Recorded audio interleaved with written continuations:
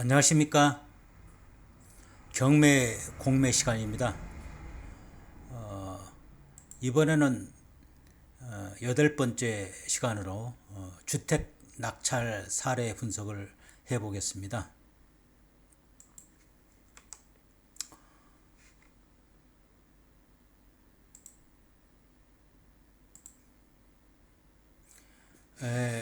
먼저 주택 낙찰 사례 분석은 첫 번째로 배당 요구 종기일 이후에 배당 신청한 경우 이 사례를 보고요.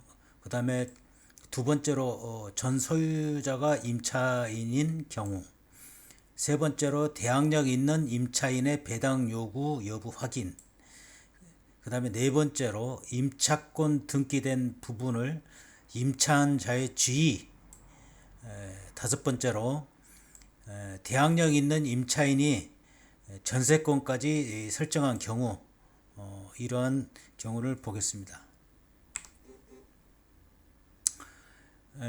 먼저 주택 사례를 보기 전에 배당 요구 종기일에 대해서 알아야 됩니다. 배당 요구 종기일이란 뭐냐, 이거를 알아보겠습니다. 배당 요구 종기일이란 경매 절차에서 채권자들이 자신의 채권을 배당받기 위해 신청할 수 있는 마감일을 말합니다. 법원은 종기일까지 신청된 채권을 기준으로 배당 절차를 진행합니다. 종기일 이후의 배당 신청의 처리는 종기일 이후에 배당을 신청한 경우, 이럴 경우에는 일반적으로 배당에서 제외가 됩니다. 이러한 것은 공정성과 절차의 신뢰성을 유지하기 위한 법적 장치입니다. 이런 말이 있죠. 권리 위에 잠자는 자는 법의 보호를 받지 못한다. 이런 말이 있습니다. 그러니까 항상 자기의 어떤 이해관계가 있을 때는 항상 관심을 두고 파악을 하고 있어야 됩니다. 그 다음에 세 번째로 예외사항 및 구제 방법. 일부 경우에는 종기일 이후 신청이라도 남은 배당금이 있을 경우 배당이 가능할 수도 있습니다. 이것을 민사집행법에서는 추한 배당 요구라고 하는데, 채권자가 정당한 사유를 입증하면 추한 배당 요구가 인정될 수가 있습니다. 이 경우에도 다른 채권자들의 배당 후 남은 금액에 한해서 배당되는 것을 유념해야 됩니다.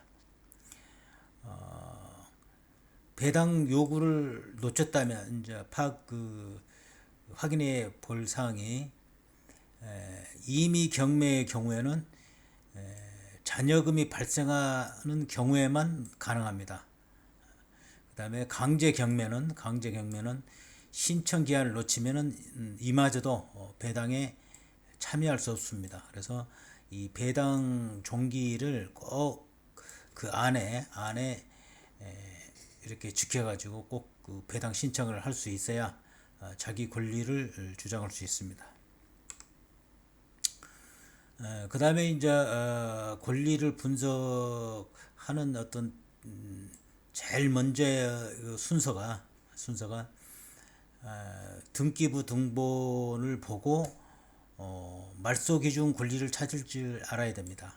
그래서 말소 기준 권리 찾기 방법에 대해서 지난번 시간에 충분히 알려드렸으니까, 말소 기준 권리에 대해서 잘 모르시는 분은 지난번 알려드렸던 것을 찾아보면은 알 수 있을 겁니다. 그 다음에 최우선 변제금 지급 기준 권리를 또 찾을 줄 알아야 됩니다. 주로 물권에 해당되는 그 말소 기준 권리에서도 제일 우선순위가 빠른 물권을 찾아야 됩니다. 그게 그 대표적인 물권이 이제 근저당권인데, 이걸 찾아야 됩니다. 이걸 찾아야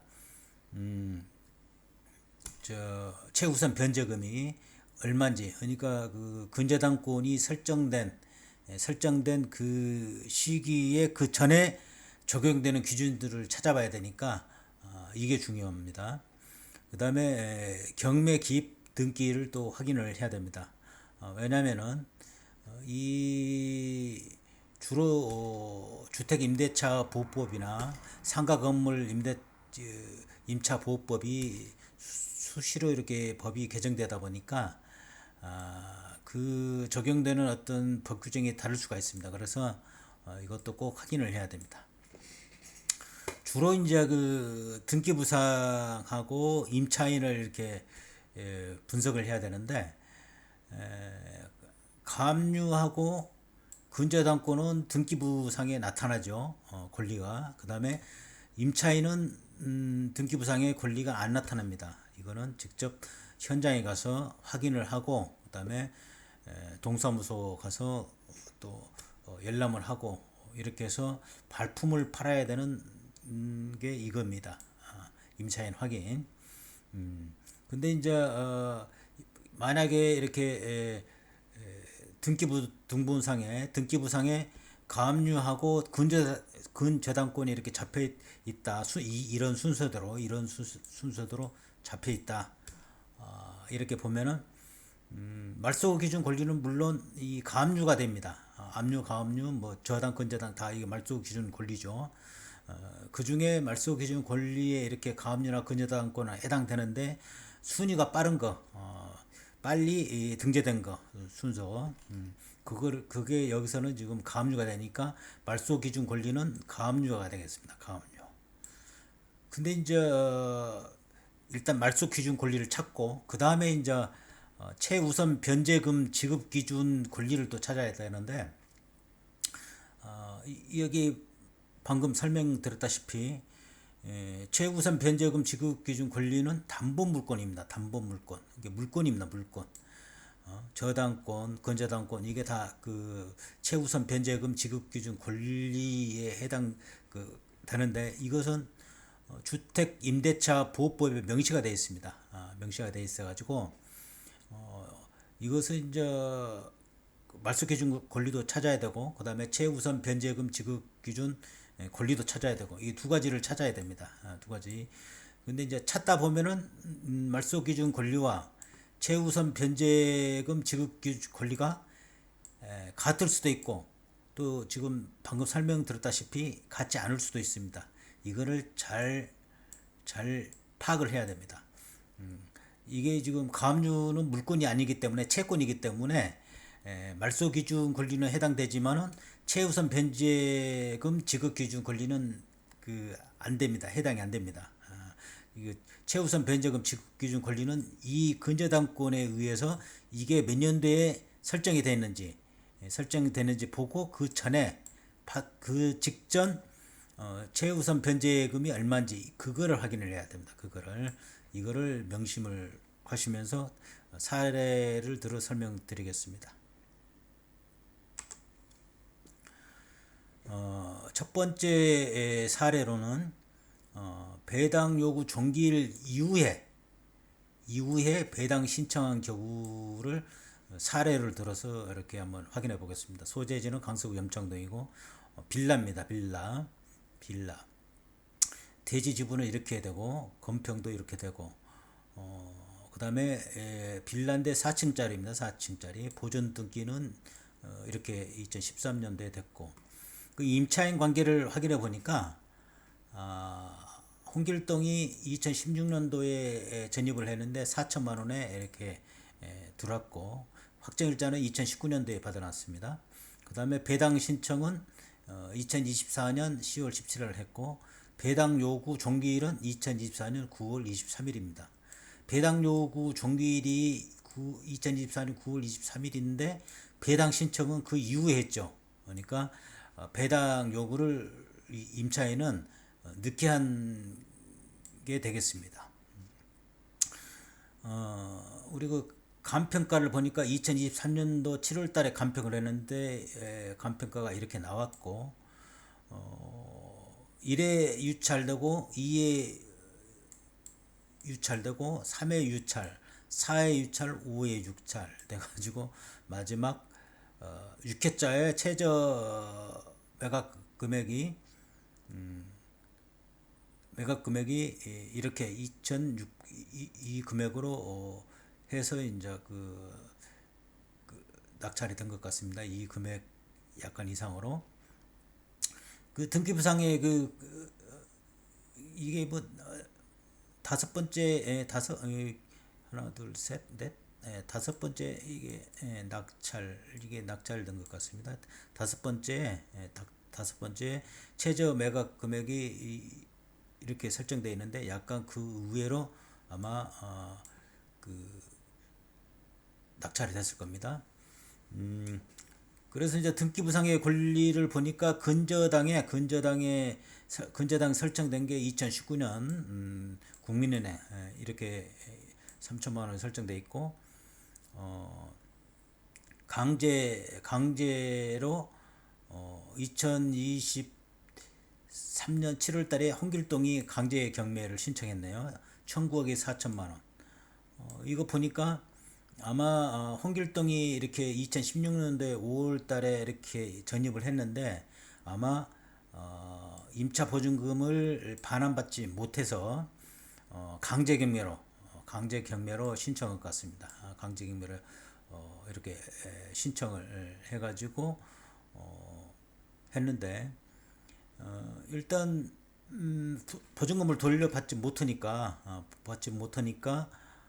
했는데 이 기준을 지금 말소 기준 권리를 보니까 2019년 1월 14일 그 다음에 이 홍길동이는 2016년도 5월 21일 날 전입을 했고 확정일자를 2019년 4월 2일 날 했으니까 이게 이때 대항력은 이때 발생했는데 전입하고 거주를 했으니까 이때 했는데 확정일자를 이 근저당권자보다도 더 늦게 됐습니다. 더 늦게 됐고 그러니까 물권적인 성격은 없겠죠. 그러니까 대항력은 있어가지고 최우선 변제금은 해당되지만 이제 보증금을 돌려받지 못하니까 이렇게 강제경매를 신청했는데 또 배당도 늦게 또 했어요. 배당도 늦게 신청했고 그러니까 이제 당연히 배당 절차에서는 제외되고 그렇습니다. 근데 지금 확정일자까지 받아가지고 대항력 갖추면서 확정일자까지도 갖춰져 있기 때문에 배당 절차에서는 제외됐지만 아마도 4천만 원 이게 지금 낙찰 금액에서 이 은행한테 전부 배당되고 나머지가 있어서 이 청구 금액까지 다 이렇게 해소면 모르는데 그거를 낙찰 금액이 모자라다 그러면은 이 청구 금액은 홍길동의 이 청구 금액은 전부 인수를 해야 됩니다. 배당받지 못하면 그래서 이 사건 물건지가 그 권리를 분석을 하면서 임차인들이 법을 모르는 경우가 많이 있습니다. 그래서 또 전입 신고하고 확정 일자만 받으면은 이렇게 뭐 돈은 뭐 이렇게 또 그 점유를 하고 있고 그러면은 뭐 대항력도 있고 물권화도 되고 하기 때문에 확실히 받을 수 있는 그런 것이 근거가 되기 때문에 뭐 버티면 뭐 어쩔 수 없습니다. 그래서 낙찰자가 전부 이 보증금을 물어줘야 되니까 이거를 매우 이걸 유념해서 이렇게 검토를 해야 됩니다. 다음 사례를 보겠습니다. 이번 사례는 전 소유자가 임차인인 경우를 보겠습니다. 강서구 염창동 소재 연립이고 대지 지분은 뭐 이렇게 되고 그 다음에 보존등 4층짜리 건물이고 보존등기도 2018년 이렇게 돼 있고 그 다음에 임차인 관계를 보니까 홍길동이 2019년도에 전입을 4천만 원에 했고 확정일자로 또 늦게 받았네요. 요즘에는 이렇게 확정일자 늦게 받는 사람이 없죠. 확정일자를 늦게 이렇게 했고 배당 신청은 2024년 이렇게 했고, 그다음에 전소유자입니다. 전소유자. 전소유자고. 그러니까 아마도 지금 이 같은 경우는 지금 살고 있다가 매각 자기 연립을 매각하고 그 매각한 그게 바로 또 세입자로 이렇게 들어오는 어떤 그런 사례입니다. 감정평가액을 보니까 2024년도에 이렇게 감평가가 나와 있고, 그 다음에 1회, 2회, 3회차에 낙찰이 돼서 이렇게 낙찰이 됐습니다. 최저 매각 금액보다 좀 거의 이거 최저 매각 금액보다 한 30%더 해갖고 했네요. 많이 넉넉하게 써냈습니다. 이 등기부상의 권리를 보니까 2023년 9월 달에 이제 근저당이 설정돼 있고, 이게 이제 말소 기준 권리라고 보면 됩니다. 그 다음에 소유권 이전이 김희삼한테 2023년 9월 17일 날 근저당과 동시에 김희삼이 소유권 이전을 했습니다. 그러니까 홍길동이 살면서 집을 매각하고 김희삼한테 매각하고 하면서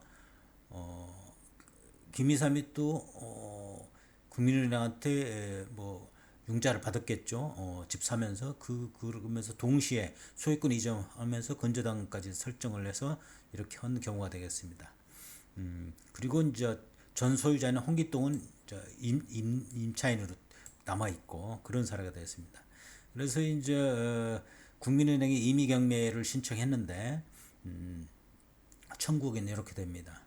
이렇게 되는데 이 경우에는 어떤 경우에는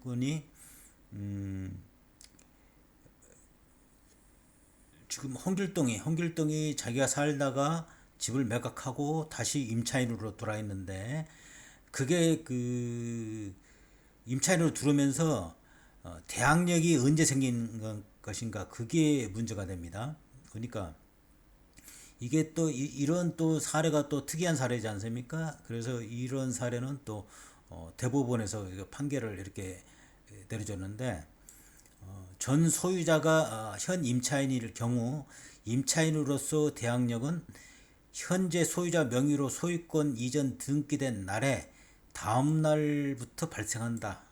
또 이게 법 규정이 없고 하다 보니까 이제 판례가 이렇게 해서 이제 나왔는데, 이게 무슨 말인 거니? 이런 규정이 없으면은 서로 싸우겠죠. 지금 홍길동이는 자기가 살다가 집을 매각해서 계속 대항력은 갖추고 있으면서 집을 매각하고 바로 임차인으로 된 경우인데, 이제 법적으로는 이 권리가 언제 없으면은, 이런 어떤 그 판례나 이런 게 없으면은 다툼이 되겠죠. 법적 규정도 없고 하다 보니까 이제 그래서 이제 소송을 해서 이렇게 판례가 남겨졌는데, 이럴 경우에는 전 소유자가 매각하고 그 다음에 거기 매각하고 난 다음에 바로 그 집에 바로 그 임차인으로 들어올 경우에는 이 대항력은 그 다음날 소유권 이전한 다음날 0시부터 발생한다. 다음날부터 발생한다고 했으니까 0시부터 발생하는 것입니다. 그래서 그 홍길동이 임차인은 말소 기준 권리에 의해서 소멸합니다. 그러니까 소멸해서 하니까 이런 경우가 많이 있겠죠. 팔면서 자기가 또 그러면서 그것도 이중에 어떤 그 권리를 또 취할 수 있기 때문에 이렇게 하다 보면은 이제 은행권이 똑같은 순위를 준다면은, 전 소유자하고 똑같은 순위를 준다면은 좀 그 은행권이 대출을 꺼려 하겠죠. 그래서 대출을 꺼려 하지 않고 권리를 확보하는 방안, 그게 이제 판례로 이렇게 남겨진 것입니다. 이런 사례도 있었다. 이거 참고해 보시면 되겠습니다. 그 다음에는 이제 대항력 있는 임차인의 배당 요구 여부 확인.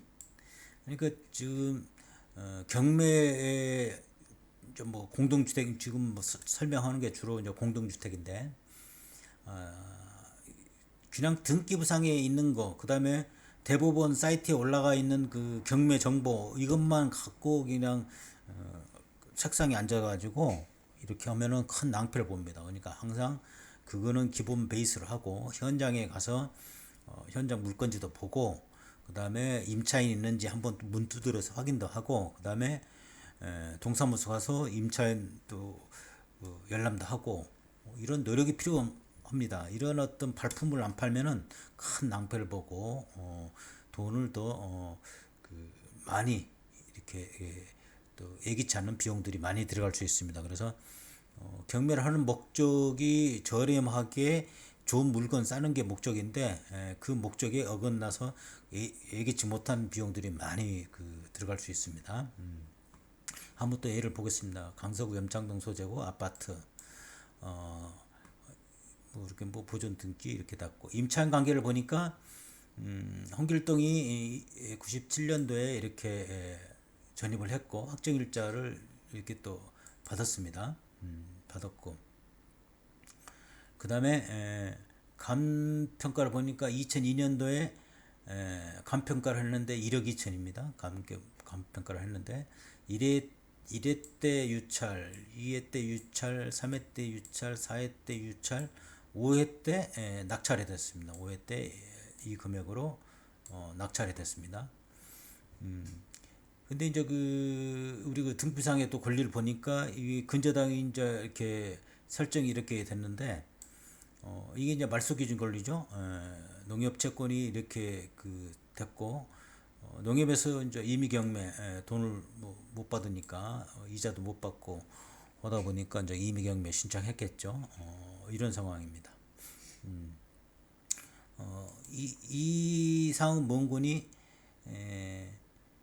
대항력 있는 임차인이 이 결과만 보기로는 어떤 배당 신청하고 막 그런 게 지금 없지 않습니까? 그래서 혹해가지고 이 지금 감평가하고 그 다음에 등기부 상의 이 권리만 확인해서 아 이거 6천만 원이니까 뭐 시세가 감평가 1억 6천이니까 아 이거 지금 뭐 이렇게 5회차까지 갔으니까 이거 한번 해볼 만하네 이렇게 해서 뛰어들면은 안 된다는 것입니다. 이 홍길동이가 배당 요구를 않고 좀 전입신고하고 전입신고하면 뭐 벌써 전입신고하면서 거주를 하면은 대항력이 생기지 않습니까? 거주하면은 대항력이 생깁니다.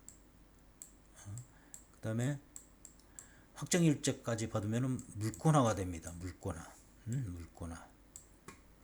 그러면 이제 이거 보면은 뭐 97년도 마지막 이렇게 보면 4월 30일 날 했으니까 이 권리가 근저당 이 설정 권리보다 훨씬 빠르지 않습니까? 그러니까 이 말소 기준 권리보다 이 더 빠르니까 어떻게 보면 이 임차인은 배당 신고할 필요도 없고 귀찮으니까 배당 신고할 필요 없고 누가 뭐 낙찰돼서 들어오거나 새로운 주인이 들어오거나 하면 받아서 나가야지 이렇게 버티면 되는 것입니다. 그래서 배당 신고도 않고 하는데 이런 상황인데 그걸 모르고 혹해서 이렇게 경매에 뛰어들었다가는 낭패를 본다는 것입니다. 그런 예시입니다. 좀 또 이것도 뭐 판결이 있습니다. 대항력 있는 임차인이 배당 요구하지 않았더라도 임차 보증금 반환 채권을 포기한 것이 아니어서 낙찰자가 인수하여야 한다. 대법원 판결로 이렇게 딱 돼 있습니다. 그래서 배당 신고 안 했다 해서 그냥 얼씨구 좋다가 아니라 전부 물어줘야 된다. 인수해야 된다. 이거를 감안해야 됩니다. 그래서 항상 발품을 팔고 해야 된다고 다시 한번 말씀 강조드립니다. 그 다음에 이제 임차권 등기가 된 부분을 임차한 자의 주의, 임차권 등기가 되는데 그거를 또 임차한 사람이 있습니다. 우리 법을 또 막 악용하는 사람들이 많이 있습니다. 이것도 소재지가 강서구 아파트. 그 다음에 임차인 관계를 보면은 홍길동이 2000년도에 이렇게 전입을 했습니다. 2000년도에 전입을 하고 이때 당시는 뭐 천에 30만 원 이렇게 했습니다. 근데 이 저 보증금 그 계산하는 것은 그 30만 원 이거는 뭐 계산 안 씁니다. 뭐 천에 얼마 이거 월세는 그냥 보증금 자체만 그 상가 건물은 환산하는 게 있어도 이 주택은 없습니다. 그러니까 이걸 제외됩니다. 제외. 확정일자는 이렇게 받고 배당 신청은 이렇게 했습니다. 그다음에 전부 점유를 하고 있고 그다음에 간평을 보니까 2002년도에 간평을 했고 그다음에 1회 유찰, 2회 유찰, 3회 유찰, 4회 유찰, 5회 때 됐습니다. 5회 때 낙찰이 됐습니다. 그래서 그 권리관계를 보니까 근저당이 95년 4월 18일 날 이게 말소기준 권리죠.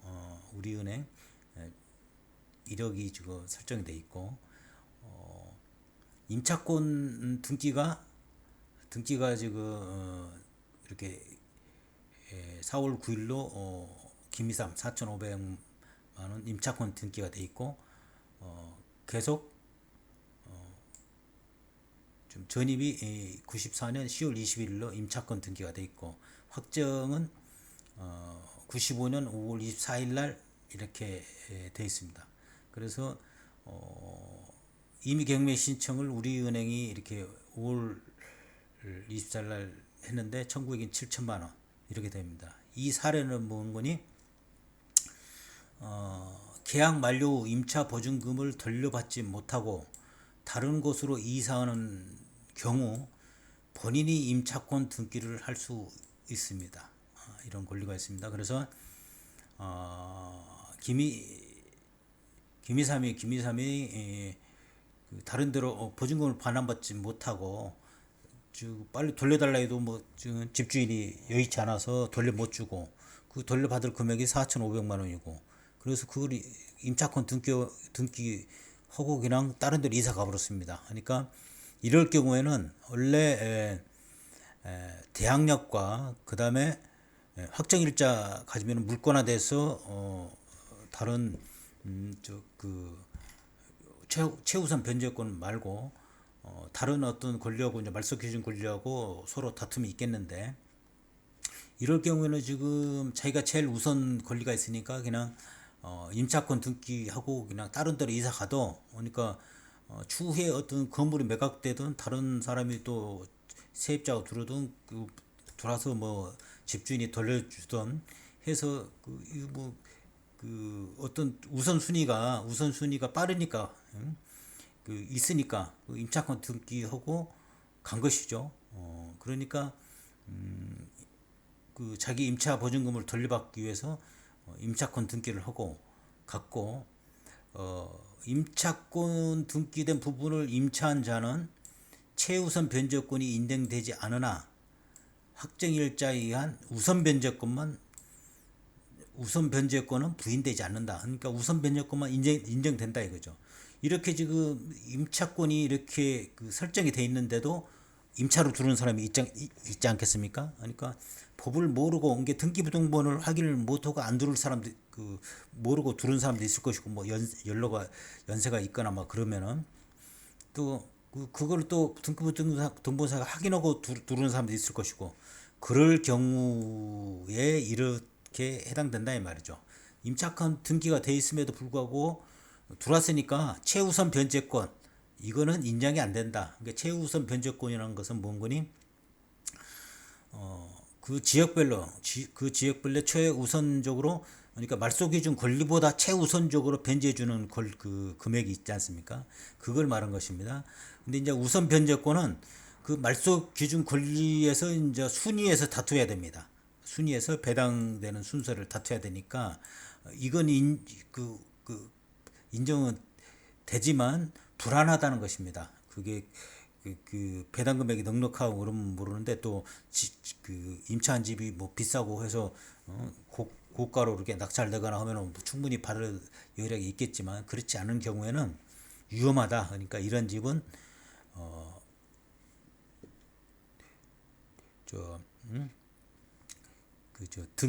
임차할 세입자로 들어갈 사람들은 이런 건물이 있으면은 조심을 해야 되고, 그다음에 경매로 이렇게 들어간 사람은 최우선 변제권은 고려할 필요 없이 우선 변제권만 확인하면서 말소 기준 권리에 의해서 확인하면 된다. 이 말씀을 드립니다. 그 다음에 마지막으로 대항력이 있는 임차인이 전세권까지 설정한 경우, 이것이면 임차인은 뭐 최고죠. 다 뭐 확보를 하는 어떤 그런 게 되겠죠. 소재지는 강서구로 되고 아파트.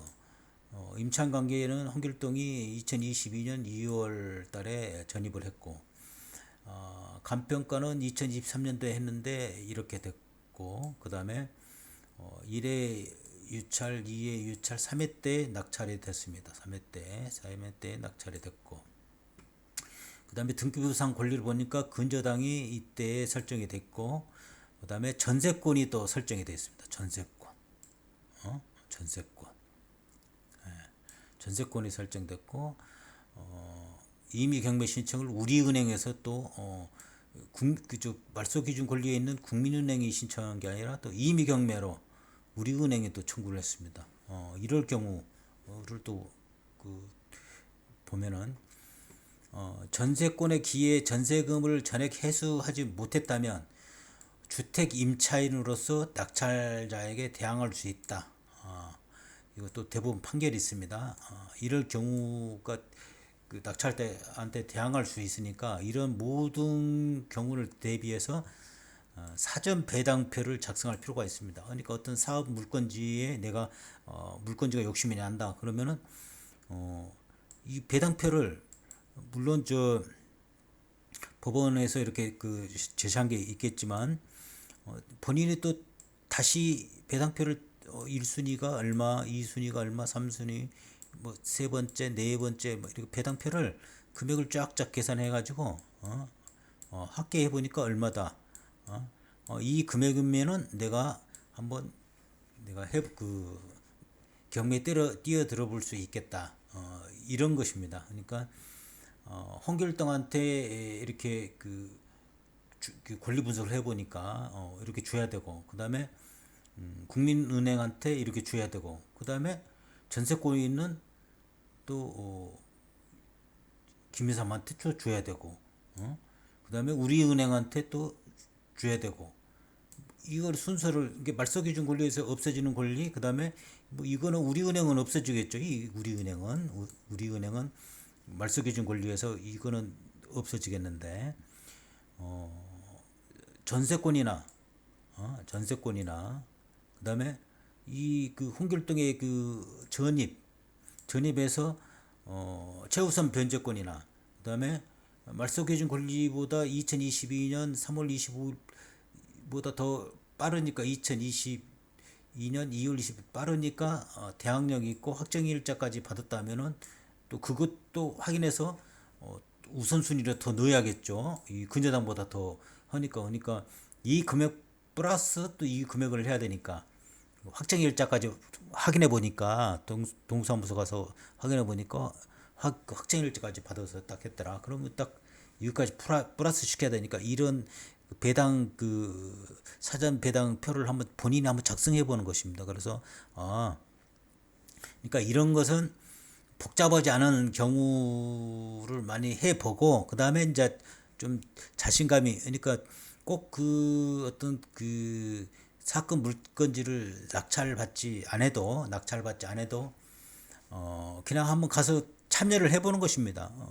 보증금 내고 어차피 보증금 돌려받으니까, 입찰 보증금 돌려받으니까 몇 번 써내고 대신 금액을 그 금액보다 또 안 되게 이렇게 넣어야겠죠. 한번 연습해 보는 것도 안 되게 넣고 오면은 그 금액보다 최저 낙찰 매각 금액보다 적으면은 낙찰이 안 되는 것이니까, 뭐 보증금만 제대로 딱 써내고 이렇게 낙찰 안 되는 것이니까 돌려받으면 되니까 한번 사전 배당부터 작성해 보고 이런 공부도 할 필요성이 있습니다. 그러면은 이렇게 여러 경우를 한번 이렇게 설명 그 드렸던 것을 잘 기억하고 이렇게 그 경매 공매에 이렇게 하시면은 좀 어떤 그 인생 교육비는 이렇게 날리지 않는 게 그 세이브하고 하는 게 아마 도움이 될 것입니다. 다음 시간에는 또 이 판례를 통해서 어떤 그 사례 분석을 한번 해보는 시간으로 갖겠습니다. 자, 감사합니다.